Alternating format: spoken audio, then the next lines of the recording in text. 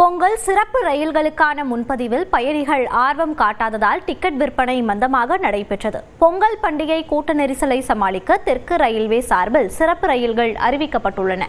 அதன்படி சென்னை சென்ட்ரல், எழும்பூர், தாம்பரம், கோவை, மங்களூரு, நெல்லை, கன்னியாகுமரி, நாகர்கோவில் உள்ளிட்ட ரயில் நிலையங்களில் இருந்து வரும் 8ஆம் தேதி முதல் சிறப்பு ரயில்கள் இயக்கப்பட உள்ளன. இந்த சிறப்பு ரயில்களுக்கான முன்பதிவு காலை 8 மணிக்கு தொடங்கியது. ஆனால் பெரும்பாலான ரயில்களில் டிக்கெட் விற்பனை மந்தமாக காணப்பட்டது. நேரடியாக எழும்பூர் ரயில் நிலையத்திற்கு வந்து முன்பதிவு அலுவலகத்தில் டிக்கெட் பதிவு செய்து கொள்பவர்களின் எண்ணிக்கை குறைந்து காணப்பட்டது. பெரும்பாலானவர்கள் ஆன்லைன் மூலமாக டிக்கெட் முன்பதிவை செய்ததால் முன்பதிவு அலுவலகம் வெறிச்சோடி காணப்பட்டதாக கூறப்படுகிறது.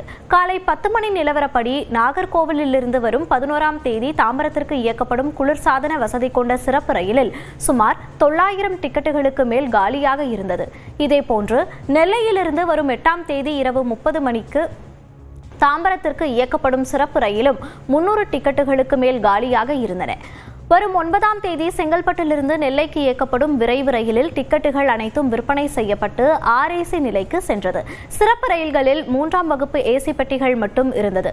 சாதாரண படுக்கை வசதி பெட்டிகள் இல்லாதது போன்றவை காரணமாக டிக்கெட் பதிவு செய்ய பயணிகள் ஆர்வம் காட்டவில்லை என்று கூறப்படுகிறது.